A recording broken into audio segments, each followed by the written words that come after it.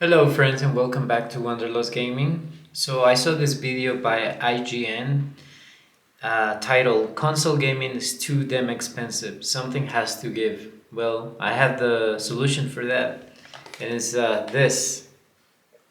This is called the Steam Deck, and it plays everything. I'm not even lying. So I just found it like pretty hilarious that these clowns, they're like, oh my god, something has to give. Like, what are we gonna do? Just stop buying the games, stop buying the games, stop supporting their systems, like who buys an Xbox nowadays? That I bought one Xbox that was back in the day during the Halo 2 craziness. But after that, I live completely just fine with Nintendo and Sony, and computer gaming lately because I think computer gaming is the way to go. That's the future, and I think this system, is leading the way, the Steam Deck, because there's no online subscription, there's no gimmicks, there's nothing, you just buy the system or you can just play on your computer, but this system is pretty good because it's like the Nintendo Switch, you can just hook it up to the TV and just play games, normally. This thing is pretty powerful, even though it's a bit old right now. But I don't have an issue playing games. I play like a lot of the exclusive games on the PlayStation 5 and Xbox, right?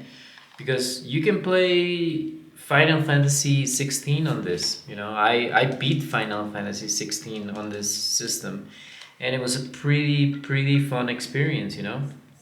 Now, it doesn't have the graphics of the PS5, but I don't care. It looks just fine enough on this small screen.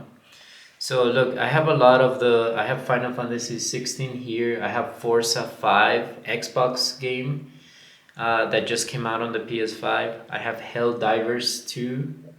I have Armor Core 6. I have the new Robocop game. I have the Spider-Man game, No Man's Sky. Just and you can. I just got Death Stranding the other day. You can also get the new game that is very popular, um, Expedition 33. So, my point is like you guys are running around like clowns, especially IGN. Like, oh my god, what are we gonna do? You guys are complaining about $80 games. Expedition 33 is not. It was on sale for like $40. Right now, it's back up to $50. You know, and it's a good deal. You guys just have to get out of the comfort zone. The problem with Valve is that they don't have the system. For example, you cannot pick it up at Best Buy or Walmart or whatever. You have to order it online. But this system for me is like the definition of the best handheld system ever. You could use like maybe make it smaller, a little bit less weight. This is the LCD. The OLED is the much better version. But I'm still using the LCD because it's just fine.